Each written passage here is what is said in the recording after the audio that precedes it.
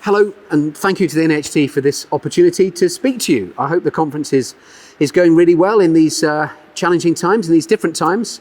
And isn't it terrific that we're able to come together, albeit virtually? And thank you again for the opportunity to come and speak to you today. I'm Andrew Hammond. I'm lead author and series editor of the Pathway programme from NAHT in Discovery Education. I joined Discovery Education a year ago, this time last year, prior to which I had 21 years working in schools as a teacher and a school leader. And I'm here to talk to you about the Pathway programme, and I'm very grateful for the opportunity to do that. And I hope you won't mind, but I hope it's not a self-indulgence, but I'm going to start with a brief attempt at speaking French, because there's a terrific quote I'd like to share with you from the French novella called The Little Prince. You may know it. And it goes something like this: On ne voit bien qu'avec le cœur, l'essentiel est invisible pour les yeux. Which essentially means, I think, it is only with the heart that we see clearly. What is essential is actually invisible to the eyes. And when you think about it, I think perhaps that rings true in school, doesn't it? That there is a visible curriculum at work, as we all know, subjects, examinations and so forth, the attainment and progress data, the scores and so forth, all of which is supremely important, the national curriculum. But as we know, beneath the surface, if you like, in the larger part of the iceberg, we might say is a hidden curriculum, an invisible curriculum, perhaps invisible to the eyes in the same way. The visible curriculum is delivered, it's shaped by the national curriculum, it's delivered by teachers, and it's assessed through examinations, as we know. The invisible curriculum, the hidden curriculum, is shaped by the daily encounters and experiences that we have. Rather than delivered, it's modelled by teachers, is it not? And it's tested long after we leave school, isn't it? And it's that hidden curriculum that I've been so fascinated by and obsessed with all my teaching career, really. And I think never has there been a more important time for us to concern ourselves with that which lies in the hidden curriculum than now, by which I mean our well-being, our resilience, our motivation, our ambition, how we view ourselves, how we view those around us, and how we view the world and our place within it. These are all really important, and we all know, everybody on this call will know how important those deep down things are. And there's never been a more important time for us to really concern ourselves with that. And of course, I'm not just talking about the students. Just as effective teaching is absolutely about viewing the whole child, I think effective professional development is about viewing the whole teacher. And indeed, with the recent changes to the Ofsted framework, as everybody will know, teachers and leaders are now quite rightly obliged to report more meaningfully, in a detailed way, on the attitudes and behaviours of their students and their personal development, and obviously on the quality and the richness of the curriculum. And all of those things perhaps are somewhat hard to measure and indeed hard to teach, but they can be modelled. But they can only be modelled if we ourselves feel positive. We have positive well-being, we have high motivation and energy levels. We know where we're going, we're feeling ambitious, and we have resilience. And my goodness, hasn't that been tested in the last few weeks and months? And here's the thing, I'm not sure that straight traditional CPD cuts it or is enough if one is talking about how one models the hidden curriculum of attitudes, behaviours and capacities and competencies to children. Because straight CPD, very often, at least in my experience, is to do with what you know, or what you need to know, your professional capital, your professional currency, it's sometimes called now. But if we get under the bonnet of teaching, which is what Pathway does, Pathway is very much under the bonnet, into the weeds, if you like, of the craft of teaching, then we find that it isn't just about what you know that matters, it's what you can do with what you know as a teacher. And I think that is inextricably linked to how you feel. And as Eric Jensen, the American educationalist, says, how we feel is what's real. It's the link to what we think. So straight career professional development, continuous professional development that is looking at the skills of teaching is important. And of course it's important. But on the receiving end of the CPD is a human with their own well-being needs and motivation needs and ambition and so forth. So we've really got under the bonnet of the craft of teaching, and we find that it's inextricably linked to how you feel. Well, how do teachers feel? Well, it's a rather odd question, because it depends on the day, depends on the class, certainly depends on the time of year. But I think it wouldn't be too dramatic, perhaps, to say that right now, to be in teaching feels uncertain. There isn't a great deal of control, if you like, because one never really knows exactly where the current situation is going to lead us. And certainly in the 21 years that I had in schools, the two things that I think were perhaps most important for school leaders, in my experience only, were certainty and control. And I think those two things are in somewhat short supply at the moment. And that will inextricably, obviously, affect how we feel. Because in teaching, you need to feel that you've got this, that you're in control, that you have the skills required to do the job, you have some autonomy and space to do the job, and you've got it, and you're cracking on with it. And right now, I think especially, that's hard. But of course, Pathway was conceived many, many, many months before the current situation. In fact, it was actually really the reason I joined Discovery in the first place, because I'd had many, many years of thinking, well, I've come back from a CPD conference, and I thought, well, clearly he knows it and I don't. Maybe some of the people on my table seem to have this a little bit better than I do. And that didn't always make me feel particularly positive or confident. It boosted my knowledge, my professional skills and knowledge, but I'm not sure it did much for my empowerment. And that's a key word for me. If we're talking about what teachers know, what they can do with what they know, and therefore how they feel, then I think empowerment is a key word. So too is agency. And they're different things. So if we feel empowered, we feel that we actually have been given some license to do this. We feel that we have the trust and confidence of our school leaders and those we account to. And we've got this and we know what we're doing. And we feel empowered to actually lead a class, be the lead learner in the class.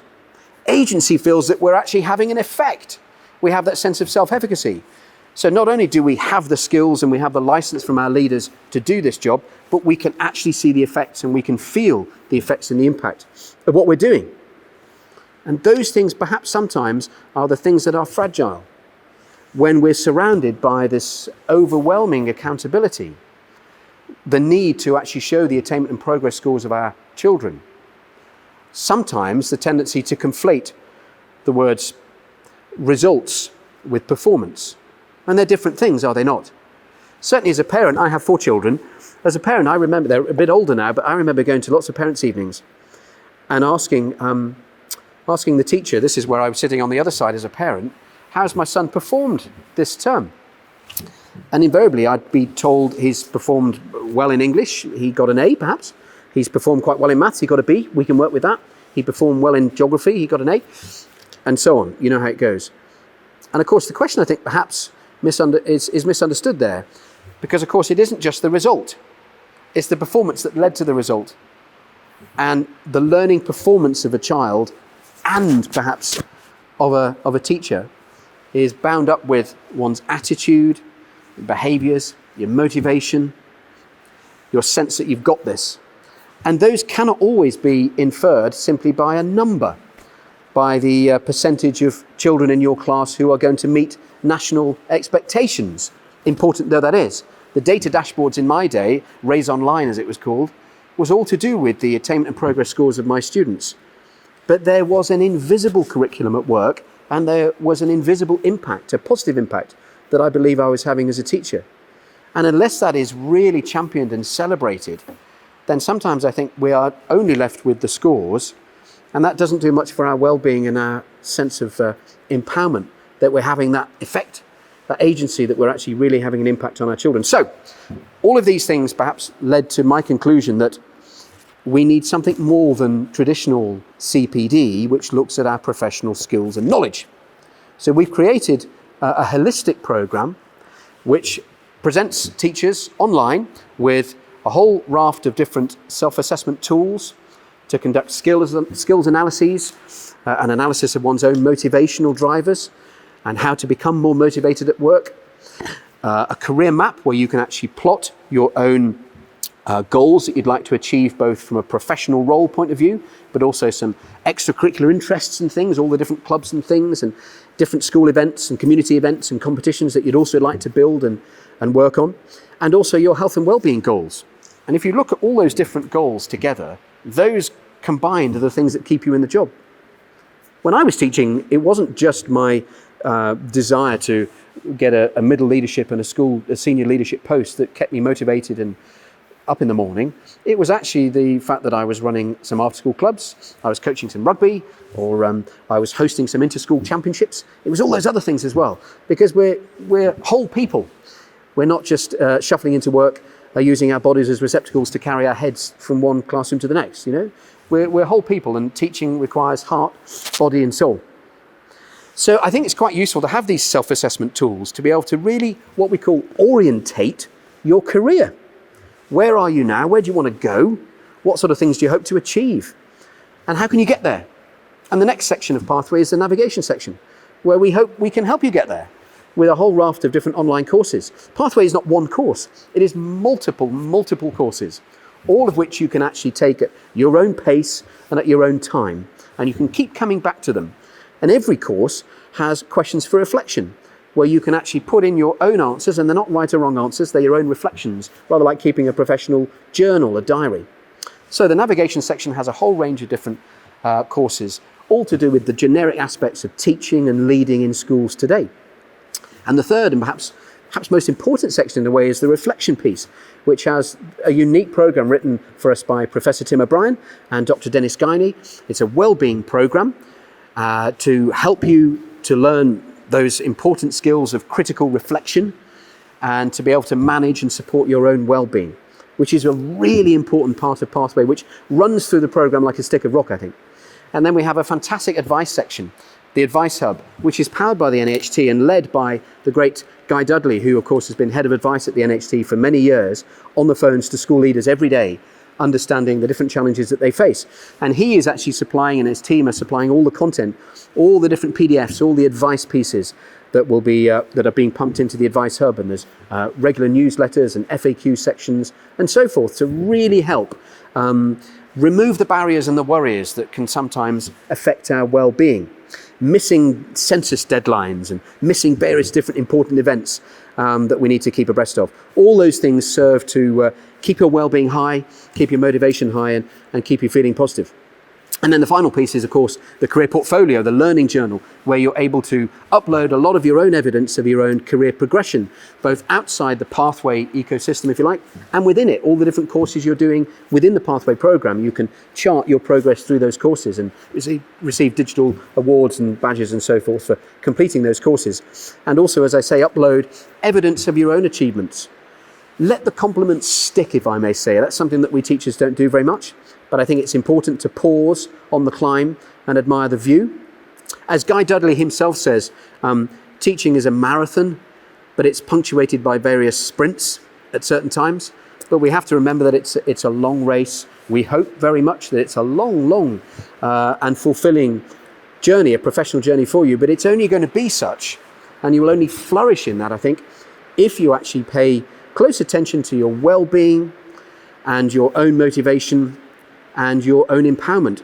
And I don't think that's a self-indulgent thing to say. As teachers, we often, do we not, and as school leaders say, it's about the children. It was always about the children. And that's true, of course it's true. It's a caring profession. We act in loco parentis on behalf of the parents, of course. But you know what? I think your own students and your own family at home too, and friends and partners, deserve the best version of you. And they will only get that if you put yourself first. Sometimes. And that's not just your professional skills and knowledge, it is also your sense of empowerment, how you feel. So thank you so much for listening to this summary. Forgive me that I began with a little self-indulgent quote, but I hope you enjoyed that. And I think it sort of said very well, really, the fact that we mustn't neglect the deep down things that lie beneath the surface, because they are the things that drew us into the profession in the first place. And they're the things that will help us to feel positive and empowered throughout your professional journey. Thank you ever so much for listening to this piece. If you'd like to find out any more about the Pathway programme, please do check out the Discovery Education website, where you'll find out lots more information and where you can understand how to order it and all that sort of stuff. So really important if you want to check it out there. Also, the NAHT, with whom, of course, we've been working in full partnership all the way along this journey together. They've been terrific.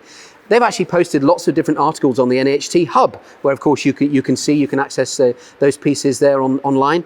And they're actually pieces written by a great many different Pathway authors that I've had the absolute pleasure and privilege of working with in the last few months, getting all the content, all the different courses together. So check out the NAHT Hub for all the different pieces there. I hope you'll agree with us that Pathway really does celebrate the joys and the challenges and the hurdles and the victories of the craft of teaching. Thanks again for listening. Enjoy the rest of the conference.